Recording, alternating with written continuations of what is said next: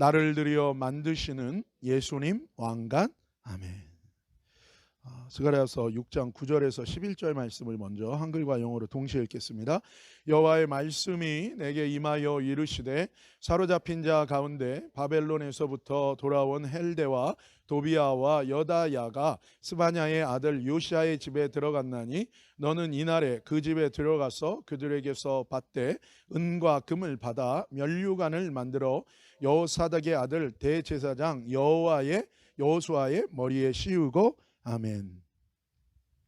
9절에 보면 여호와의 말씀이 스가랴 선지자에게 임합니다. 앞으로 이 세상에 일어날 일, 사실은 그냥 일어나는 게 아니라 하나님이 목적을 가지시고 하나님이 일으키실, 하나님이 행하실 하나님의 역사, 그리고 구체적인 그 실행 계획과 사건을 8가지 환상을 통해서 하나님이 스가랴에게 보여주신 겁니다. 그리고 오늘 본문 여호와 하나님의 말씀이 임하는 것입니다. 어떤 말씀이 임했는가? 먼저 이 9절에서 15절까지인데 오늘은 이제 9절에서 우리 11절까지를 먼저 보는데 이 두 부분으로 나뉘어져 있어요. 먼저 9절에서 11절까지는 먼저 해야 되는 명령을 내리세요. 이 스가랴가 행동해야 되는 명령을 내리시고, 그리고 나머지 이제 10절에서 15절까지는 그 행동에 대한 의미와 계시의 말씀을 하나님이 주십니다. 오늘은 11절까지 말씀을 먼저 봅니다. 이 스가랴 선지자에게 8가지 환상을 보여주신 하나님이 이제 스가랴에게 구체적으로 어떤 행동 명령 하나를 내리세요. 면류관 왕관을 만들라는 거예요. 대제사장 여호수아의 머리에 씌우라는 거예요. 면류관을 왕관을 하나 만들어서 은과 금으로, 그래서 대제사장 여호수아의 머리에 그걸 씌우라. 이게 스가랴가 행해야 될 그 명령이었어요. 사실 이 행동 명령은 8가지 이 환상, 스가랴가 본 환상의 이 결론에 해당하는 내용과 의미를 담고 있습니다. 이거는 이 8가지 스가랴가 본 환상의 결론인 것과 동시에 성경 전체의 결론의 내용과 의미이기도 해요. 그것은 무엇입니까? 성경 전체의 결론. 스가랴에게 보여주신 8가지 환상의 결론이 뭐예요? 그거는 하나님 나라예요. 그러니까 여러분, 이거는요 사실은 동일해요. 계속해서 얘기하는 거예요. 창세기부터 계시록까지 하나님이 계속해서 얘기하는 건 뭐예요? 하나님의 나라에 대해서 얘기해요. 하나님의 나라의 핵심이 뭐예요? 하나님의 통치가 실현될 거라는 거예요. 지금은 너희가 타락하고 사단한테 다 뺏기고 하나님이 창조한 이 세계에서 여러분 이것과 같은 진짜 수치와 이것과 같은 정말 진실이 뒤바뀐 이런 기가 막힐 통탄한 일이 어디 있어요, 여러분. 사실 여러분 우리가 이거는요 정말 잠을 자지 못할 일이에요. 여러분, 우리가 역사 속에서 또 우리 생활 가운데서 분명히 저 재판은 내가 이겨야 돼요. 근데 불의하게 재판이 뒤집어졌을 때 완전히 진짜 속이 뒤집어지잖아요. 어떻게 살아요? 그러니까 불의가 그 시대의 폭력과 힘을 통해서, 불의가 집단의 힘을 통해서 이 불의가 정의를 뒤바꾸고 권력을 차지하고 세상을 뒤바꿨을 때 그거 막 견디지 못하잖아요, 사람들이. 그래서 막 폐인이 되고 막 자살하고. 그런데 여러분, 이 세상은요 하나님이 창조했어요. 이 우주는요 하나님이 창조했다고요. 그런데 어떻게 그 피조물된 이 인간들이 이 타락한 천사 사단과 연합해서 하나님을 모욕하고 하나님의 창조 질서를 막 모욕하고 하나님을 모욕하고 이 세상을 악의 시스템으로 다 덮어버리는, 이게 정상이 아닌 거예요, 진짜. 그러니까 뭐예요? 로마서에서 피조물들이 탄식하고 있다고요. 온 우주가 탄식해요. 왜요? 불의가 온 우주를 덮고 있고 세상을 덮고 있으니까요. 그래서 피조물들이 뭐예요? 하나님의 아들들이 나타나는 그때를 간절히 기다린다는 거예요. 그게 언제예요?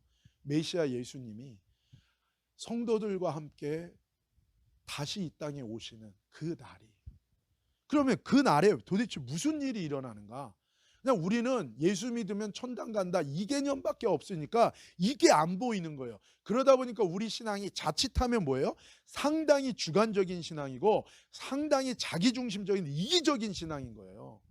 당연히 예수 믿고 잘 되는 거 외에는 예수 믿고 영향력 갖고 사람들 보기에 번듯한 거 아니라 그러지만 솔직히 다 그걸로 다 가는 거예요.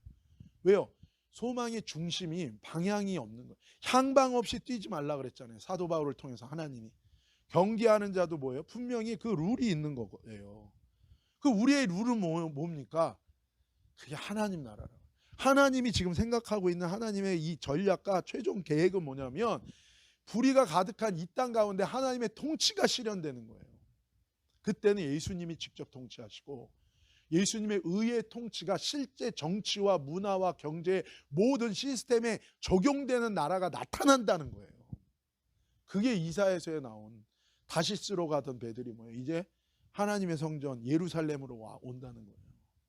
그리고 이방이 초막절을 지키러 예루살렘으로 모이고 이게 이런 나라를 하나님이 지금 계획하고 있다는 거예요. 성도는 누굽니까? 그 하나님 나라를 바라보고 이 땅 가운데서 살아가는 거예요. 목표가 다른 거예요. 그리고 그 전에 죽어도 뭐예요? 그날 부활해서 그 하나님의 유업을 같이 받아요. 예수님과 유업을 아들의 나라에 그 유업을 받는다니까요. 그리고 여기서 10골 100골 같이 통치하고 다스린다는 거예요. 우리들이 말하는 천국과 천당의 개념은요, 관념적인 먼 이게 상상의 나라 그게 아니에요. 그게 아니라 우리 분명히 말씀하신 불의가 판을 치고 하나님 없는 게 당연했던 이 세상 가운데 예수님이 직접 통치하시는 그 나라를 우리는 뭐예요? 그 나라를 바라보고 있다는 거예요. 그것이 성경에서 계속 말하는 주제고, 그래서 예수님도 제자들에게 말한 게 뭐예요? 예수 믿고 구원받는 그런 거 아니에요. 왜 이 땅에서 자기 교단 만드냐고요. 왜 이 땅에서 자기의 것을 세우냐, 왕국들을 만드냐고요. 우리에게는 한 나라밖에 없어요. 뭐예요? 우리는 한 몸밖에 없어요. 예수 그리스도의 몸인 교회 한 몸인 거고, 그리고 우리에게는 뭐야? 한 나라, 하나님 나라. 그 하나님 나라는 관념 속에 있는 하나님 나라. 내가 하나님 뜻대로 이 세상 가운데서 하면 하나님 나라. 그것가 아니에요. 그냥 실체가 있어요. 실체가. 앞으로 이 땅 가운데 완전히 악의 시스템 다 몰아버리고 수압 팍 해버리고 여기 하나님 나라 세워진다니까요. 에스겔서에 나오는 그 도성, 하늘 도성, 계시록에는 하늘 도성, 그 성전 엄청납니다. 그게 실제로 이루어지는 거예요. 실제로. 그렇기 때문에 우리는요, 우리의 신앙은요 되게 관념적인 게 아니에요. 근데 이거를 잘 모르는 거예요. 그러니까 아주 이 전체 조각이요 다 갈라져 가지고 장님 코끼리 다리 만지는 거예요. 부분적으로 만지고 부분적으로 하는. 근데 전체 그림은 모양이 하나님 나라예요. 하나님 나라가 이 세상 가운데 하나님의 의로운 통치가 이 세상 가운데 이루어지는 거예요. 그날에 우리는 볼 거예요. 세상 나라가 다 사라지고 하나님 나라가 이 땅 위에 세워지는 거 우리는 볼 거예요. 그날에 우리는 볼 거예요. 어떤 악한 통치 다 사라지고 예수님께서 직접 의로 통치하는 그걸 우리 볼 거예요. 우리의 천국, 우리 하나님 나라의 개념은 관념 피상적인 게 아니에요. 이 세상 가운데 실제로 세워지고 일어날 실제적 실체가 있는 거예요. 그게 우리 소망. 그걸 붙드는 거예요. 그걸 붙드는 거. 나의 평생의 일생 동안에 그걸 보지 못하고 죽은. 그래서 히브리서는 뭐라 그래요? 그 나라를 바라보고 나그네로 살았다는 거예요. 근데 그 믿음이 실제적 믿음이라는 거예요. 그리고 그 나라를 바라보다가 죽은 거예요. 그러나 뭐예요? 끝난 게 아니에요. 주님 안에서 안식하다가 이제 그때가 되면 어떻게 되는 거예요? 다 일어나서 그 나라를 직접 보게 되는 거예요. 할렐루야. 이게 믿음의 실체인 거예요. 실체. 그날의 모든 영혼의 육체가 다시 살아나 하나님 아들의 그 나라, 메시아 예수와의 그 통치를 보고 함께 다스리며 참여할 거기에 있다는 거예요.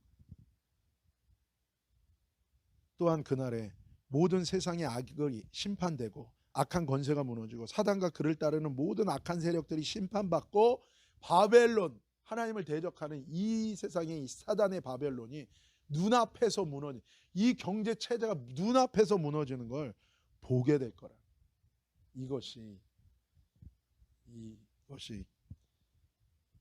이 스가랴서 8가지 환상, 앞으로 하나님이 하실 일들의 결론이고 성경 전체의 결론이에요. 그리고 온 우주의 피조물들이 고대하면서 기다리고 있는 게 그날인 것입니다. 그날. 10절 말씀 우리 한 번 더 읽읍시다. 시작. 사로잡힌 자 가운데 바벨론에서부터 돌아와 헬데와 도비아와 여다야가 스바냐의 아들 요시아의 집에 들어갔나니 너는 이날에 그 집에 들어가서 그들에게서 받되. 아멘. 먼저 3명의 사람, 4명이죠 사실은. 근데 먼저 3사람부터 이 3사람을 언급하세요. 누구냐? 사로잡힌 자 가운데 바벨론에서부터 돌아온 사람. 포로로 잡혀갔던 사람들 중에 바벨론에서 사는데 지금 예루살렘에 온 사람을 얘기하는 거예요. 그러니까 지금으로 치면 뭐예요? 원래 한국 사람인데 미국 살아요. 근데 뭐예요? 잠깐 일이 있어서 한국에 잠깐 나온 사람을 얘기하는 거예요. 페르시아 왕 고레스가 이 BC 583년에 유대인들이 예루살렘으로 이스라엘로 돌아가는 귀환을 허락하는 명령을 내렸어요. 그렇지만 다 오지 않았습니다. 10에서 20%의 유대인들이 귀환을 이미 3대가 지났거든요. 그러니까 우리도 마찬가지죠. 이민 1세대는 나이 들면 어떤 마음도 가져요? 아, 한국 가서 죽고 싶다 하는 생각도 다 하잖아요. 근데 2세대 아니죠. 3세대? 걔는 여기가 고향이죠. 여기가 고향. 근데 이미 3세대가 지났어요. 그 땅에 다 뿌리를 내린 거예요. 그래서 이제 이 스가랴서 앞절에는 거기 앞으로 심판이 임하잖아요. 그러니까 거기 있지 말고 나오라, 하나님의 그런 명령도 있었죠. 어쨌든 여러 가지 이유들로 10%에서 20%의 유대인들만이 귀환했어요. 그리고 출애굽할 때도 다 나온 게 아니래요. 안 나온 사람들이 있다는 거예요. 어쨌든 이 사람들은 또 여러 가지 이유들로, 그래서 제가 실제적으로 마켓에서 전도하다 어떤 사람, 그 페르시아, 이란이죠. 거기에 끝까지 남아서 지금까지 유대인들로서 하나님 신앙생활하는 그 유대인들이 있어요. 그들을 부르는 말이 있어요. 지금 이스라엘에 있는 전통 유대인들보다요, 그 사람들이 더 보수적이에요. 그 사람들은 진짜 신앙의 뿌리가 어디 때인 거예요? 다윗 시대. 그때 신앙의 뿌리, 그 뿌리 그대로인 거예요. 그 뿌리. 저도 전도하다가 그 유대인을 만났었어요. 그 유대인에게 복음을 전하고 예수님에 대한 얘기를 했었는데, 그 유대인들 중에 조국 이스라엘 예루살렘에 성전이 재건된다는 소식을 들으니까 어떻게 했어요? 자기가 지금 비록은 못 오지만 성전 건축에 동참하기 위해서 자기가 모은 재산을 들고 직접 고국을 방문했던 사람들이 있었던 거예요. 하나님께서 그들의 이름을 아세요. 지금 그 이름을 얘기하시는 거예요. 하나님께서 그들의 마음, 그들의 헌신을 보셨다는 거예요.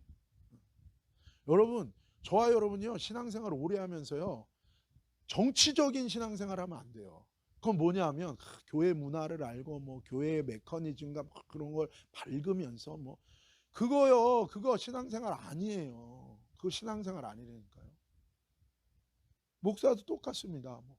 목회는 말이 뭐 그런 분들은요, 뭐라고 얘기하는 줄 아세요? 예수님 뜻대로 목회하면은 거지되기 딱 알맞다고 얘기해요. 그분들은. 그게 목회입니까? 진짜 그건 비즈니스지. 그건 아니에요. 그게 지혜로운 게 아니에요.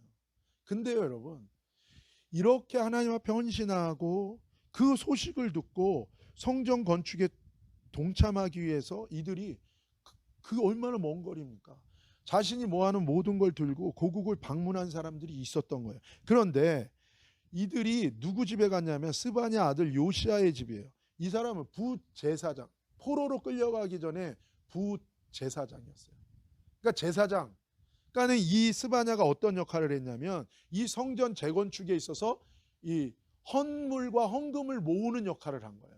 그러니까 이 사람이 뭔가 연결된 사람들을 통해서 이 사람들한테 뭐예요? 요청을 한 거예요. 헌금해라, 헌신해라. 그랬더니 이 사람들이 뭐예요?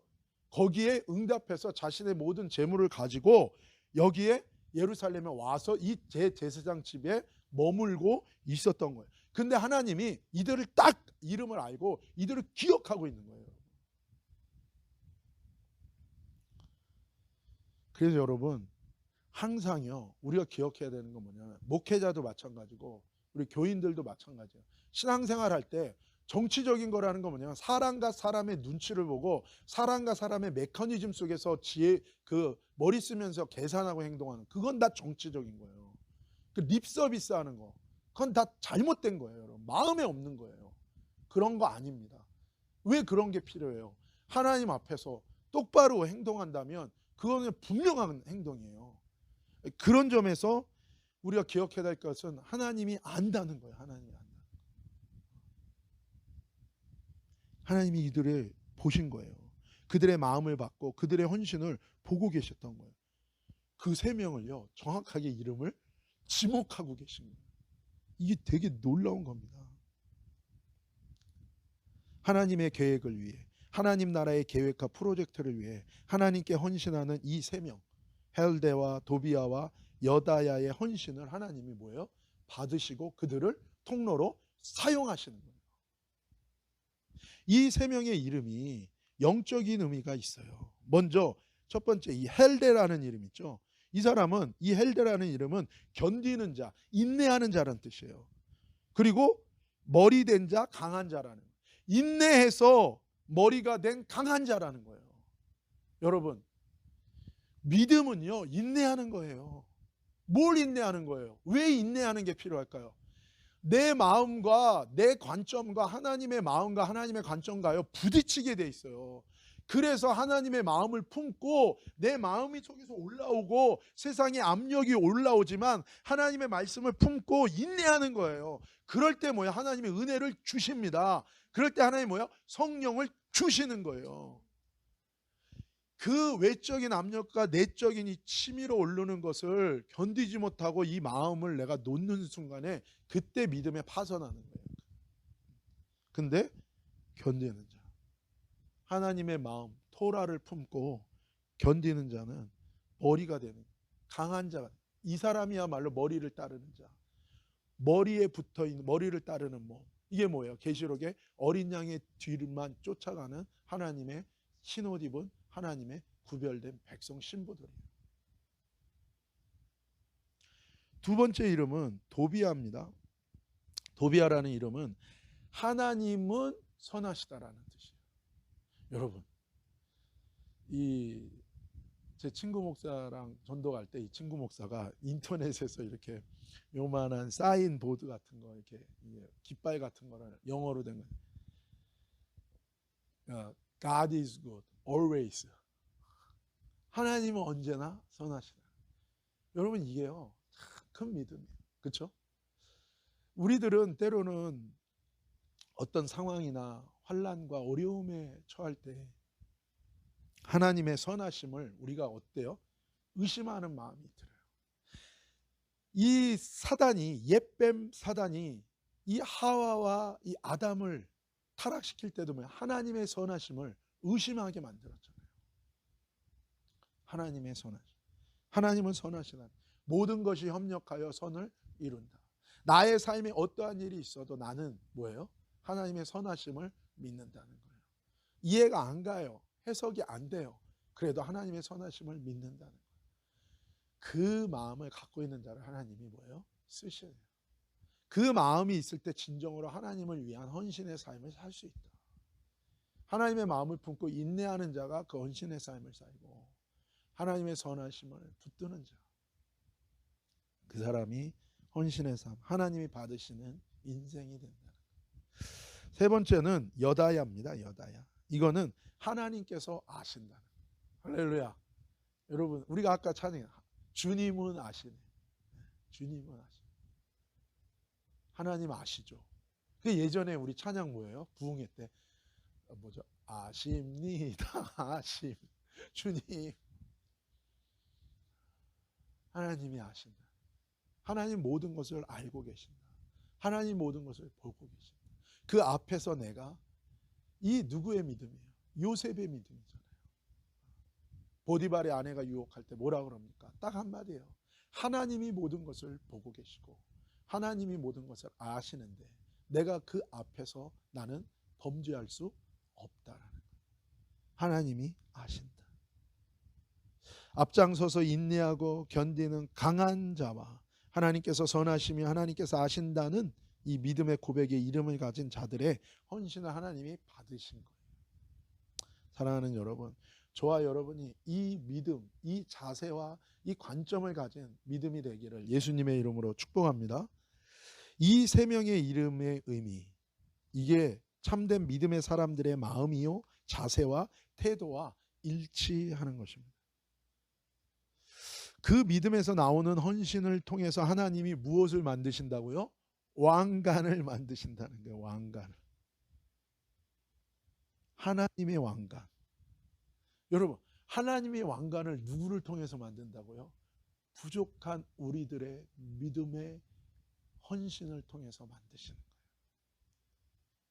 하나님의 통치가 이런 자들의 헌신을 사용하셔서 이루시고 행하시고 역사하신다는 것을 의미하는 거예요. 참으로 귀한 게 무엇입니까?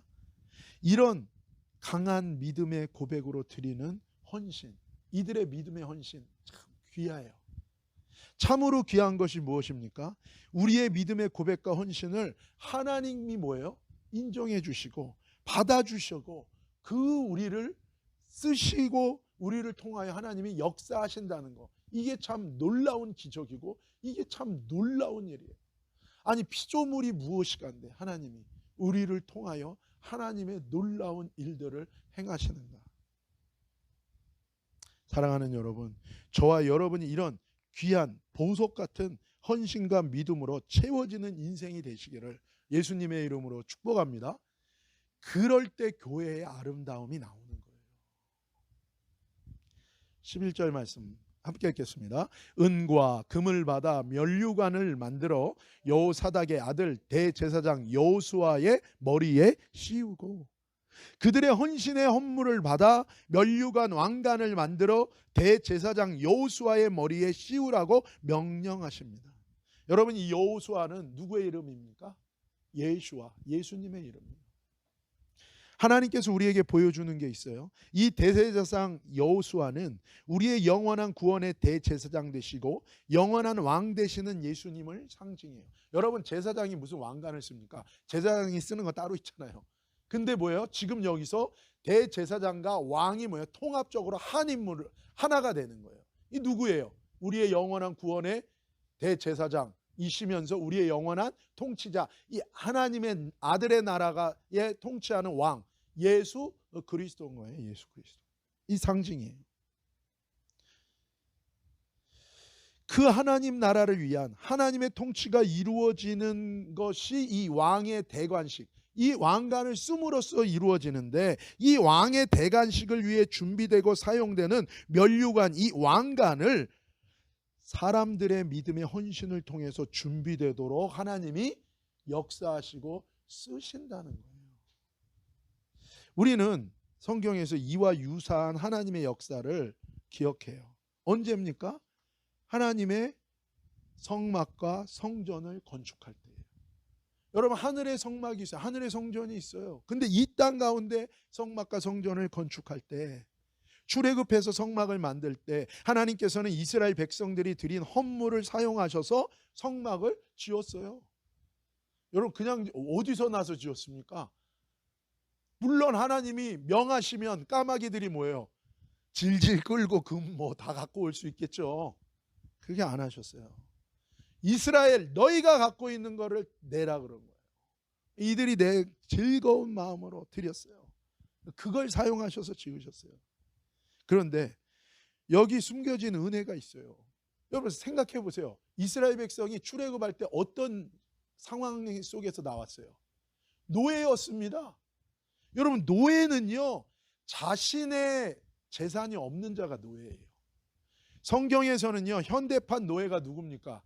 자기가 오너가 아니고 남의 밑에 들어가서 일하는 거는 현대판으로 성경상 개념으로 다 뭐예요? 노예입니다. 노예. 400년 동안 노예였어요. 가진 거 아무것도 없었어요. 근데 뭐가 있어서 그들이 드린 그 금은 뭐 이 재물들은 도대체 어디서 나온 거냐는 거예요. 여러분, 하나님이 출애굽할 때 놀라운 역사와 이적을 일으키시면서 출애굽할 때 하나님이 명령하셨어요. 너희 출애굽할 때 내가 하나님의 능력을 베풀어서 이들을 뒤흔들 때 이들에게 요구하라는 거예요. 뭘요? 400년 동안 일한 정당한 대가를 이들한테 요구하라고 하나님이 얘기했어요. 그럼 이들이 뭐예요? 너희들에게 그 값을 지불할 거라고 얘기했어요. 하나님이 그것까지 미리 얘기하셨습니다. 출애굽기 11장 1절에서 3절이에요. 시작. 여호와께서 모세에게 이르시기를 내가 이제 한 가지 재앙을 바로와 애굽에 내린 후에야 그가 너희를 여기서 내보내리라. 그가 너희를 내보낼 때에는 여기서 반드시 다 쫓아내리니 백성에게 말하여 사람들에게 각기 이웃들에게 은금 패물을 구하게 하라 하시더니 여호와께서 그 백성으로 애굽 사람의 은혜를 받게 하셨고 또 그 사람 모세는 애굽 땅에 있는 바로의 신하와 백성의 눈에 아주 위대하게 보였더라. 아멘. 뭐라고요? 애굽 땅에 있는 바로의 신하와 백성의 눈에 아주 위대하게 보였다는 거예요. 그리고 백성은 애굽 사람에게 은혜를 받게 했다는 거예요. 여러분, 이웃들에게 뭐예요? 전부 다 폐물 다 받고 나가게 한 거예요. 부당하게 노예로 착취당했던 지나간 400년 하나님의 백성에게 베푸신 하나님의 은혜입니다. 모세를 처음 부르실 때부터 하나님이 계획하고 계신 내용이에요. 처음에 3장 19절 22절 시작. 내가 아노니 강한 손으로 치기 전에는 애굽 왕이 너희가 가도록 허락하지 아니하다가 내가 내 손을 들어 애굽 중에 여러 가지 이적으로 그 나라를 친 후에야 그가 너희를 보내리라. 내가 애굽 사람으로 이 백성에게 은혜를 입히게 할지라 너희가 나갈 때에 빈손으로 가지 아니하리니 여인들은 모두 그 이웃 사람과 및 자기 집에 거류하는 여인에게 오는 은폐물과 금폐물과 의복을 구하여 너희의 자녀를 꾸미라. 너희는 애굽 사람들의 물품을 취하리라. 아멘. 약탈이 아니에요. 전에 죄와 허물로 죽고 죄의 저주 아래 노예와 같이 매였던 인생을 하나님이 부르셔서 구원하시면 두 가지를 주세요. 뭘 줍니까? 영적인 은혜를 주십니다. 영적인 회복이 와요. 또 뭐예요? 삶의 기름진 축복을 주게 되어 있는 거예요. 물론 특별한 경우도 있어요. 그러나 보통은 일반적으로는 그렇게 주세요. 만약에 이 땅 가운데서 여러 가지 상황 때문에 받지 못하는 경우에는 뭡니까? 아들의 나라가 올 때 하나님 반드시 채워주세요. 왜 그럼 이걸 주십니까? 하나님. 왜 주신다고요? 하나님 나라를 위해 쓰임받는 복의 통로와 근원으로 세우시기 위함이라는 거예요. 그러니까 뭐 나는 안 받아요. 뭐 나는 이거 괜찮아요. 그런 말 하지 말라고요. 그건 하나님이 정할 거예요. 그러나 하나님의 일반적인 원칙은 뭐예요? 거듭나고 구원받은 다음에 뭐예요? 영적인 은혜를 주세요. 그래서 영적인 은사들을 가지고 하나님을 섬기고 이웃들을 섬기게 한다고요. 그리고 뭐야? 삶의 기름진 축복을 주세요. 내가 홈리스의 신분으로 거듭나면 뭐예요? 나보다 더 못한 홈리스를 섬길 만한 은혜를 축복을 주신다고요. 그거 가지고 섬기라고 하나님이 부르신다는 거예요.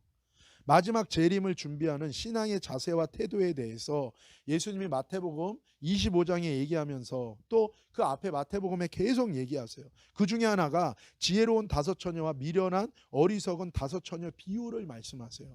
한마디로 뭐예요? 둘 다 기름을 받았는데 나중에 기름이 부족하고 채워지지 못한 이유가 뭔가, 영적인 의미가 뭐냐면 은혜와 축복을 받았는데 자기 왕국을 위해 살아간 열매, 그 결과는 뭐예요? 기름이 바닥난 거예요. 더 이상 거기는 하나님이 기름을 채워주지 않습니다. 우리 그런 찬양, 쓰고 빌려주면 풍성해져, 뭐 그렇죠? 더 풍성해. 반면에 세상 전체가 굶어 죽는 가뭄과 기아의 팬데믹 속에서도 믿음으로 순종하고 하나님 나라를 향하여 달려간 그 엘리야와 사렙다 가부는 이슬조차도 내리지 않는 극심한 가뭄과 식량 부족의 상황 속에서도 뭐예요? 그 밀가루 반죽 그릇하고 그 기름 그릇이 마르지 않고 계속 나오는 기적을 체험하게 되는 거예요. 그거 먹고 뭐 하라고요? 하나님 나라를 위해 너희의 주어진 사명의 길을 가라고요. 그리고 그것을 가지고 나누고 하나님 나라를 위해 뭐예요? 드리고 헌신하라고요. 어쨌든 중요한 거는 하나님이 우리를 보시고 우리가 하나님과의 관계와 이 믿음 속에서 우리는 살아간다는 걸 여러분 잊지 마세요. 그리고 하나님은 정말 놀랍지 않아요? 하나님 나라의 일을 하는데 심지어는 이 성막과 성전도 다 그렇게 지어진 것이고, 그리고 성전을 지을 때도 이 다윗이 정말 하나님의 집을 사모하잖아요. 그러면서 자기가 왕으로서 누릴 수 있었던 모든 국력을 총동원해서 준비한 게 뭐예요? 하나님의 성전을 준비한 거예요. 오늘 스가랴서를 통해서 하나님 말씀하시는 건 무엇입니까? 이제 하나님 나라가 완성될 그날에 왕의 대관식을 준비하는데 그것을 위하여 그 상징, 그 메시지를 전하는 그 대제사장에게 쓰이는 그 면류관 쓰이는 그걸 위해서 그 멀리 이민 간 거기서 온 그들의 헌신을 하나님이 쓰셔서 그 왕의 대관식의 상징적인 것들을 이루어 가시는 거예요.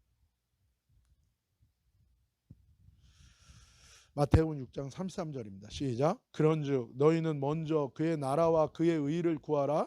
그리하면 이 모든 것을 너희에게 더하시리라. 할렐루야. 이것은 선택입니다는 되게 설교 내용이에요. 설교 내용. 여러분, 이거는 선택이에요. 결단이에요. 믿음의 선택을 하면 믿음의 역사와 결과와 열매를 맺을 거라고 주님이 말씀하시는 거예요. 나의 힘으로 하나님의 말씀을 이루는 것은 아니에요. 그러나 뭐예요? 우리가 앞에서 봤던 이 세 사람의 믿음의 자세와 이 태도와 같이 하나님의 관점을 내가 받아들이고 내 속에서 올라오는 것과 외적인 압력 속에서도 하나님의 관점을 인내로서 붙들고 품으면 하나님이 은혜 주시고 성령 부으셔서 하나님의 일들을 하신다는 거예요. 그러나 하나님이 우리에게 요구하는 건 뭡니까? 믿음의 결단을 하라는 거예요. 자신을 부인하고 자기 십자가를 지고 주님을 따르는 믿음의 결단을 하면 어려운 믿음의 발걸음을 내디딜 때 하나님이 역사하시겠다고 얘기하는 거예요. 갈라디아서 6장 7절입니다. 시작. 스스로 속이지 말라. 하나님은 없인 여김을 받지 아니하시나니 사람이 무엇으로 심든지 그대로 거두리라. 아멘. 내 마음이 아니라 하나님 마음 품고 인내하고 순종하고 헌신함으로 하나님 나라를 위한 거룩하고 구별되고 은혜롭고 복된 이 통로된 인생, 승리하는 인생, 믿음으로 마지막 때에 승리하는 저와 여러분 되시고, 정말 우리 자녀들이, 우리 집안이, 내 자신이 하나님 나라를 위하여 그렇게 아낌없이 드려질 수 있는 은혜의 주인공, 축복의 주인공이 되는 복된 삶이 되시기를 예수님의 이름으로 축복합니다. 기도하시겠습니다. 거룩하신 아버지 하나님 감사합니다. 하나님, 우리도 그런 믿음의 아버지 자세와 하나님의 마음을 품고 우리가 인내하며 우리 자신을 온전히 드리며 하나님의 선하심, 하나님이 역사하시는 모든 것들을 우리가 의뢰하고 하나님을 믿고 의지하면서 아버지 하나님 주님을 따라갈 때에 하나님 마지막 때에 하나님 나라를 위하여 우리의 인생이 온전히 드려지고 쓰임 받으며 하나님과 연합함, 하나님이 받으시는 귀한 이기는 인생, 승리하는 은혜와 축복이 넘치는 인생들 다 되게 하여 주옵소서. 거룩하신 예수님의 이름으로 감사하며 축복하며 기도 올리옵나이다. 아멘.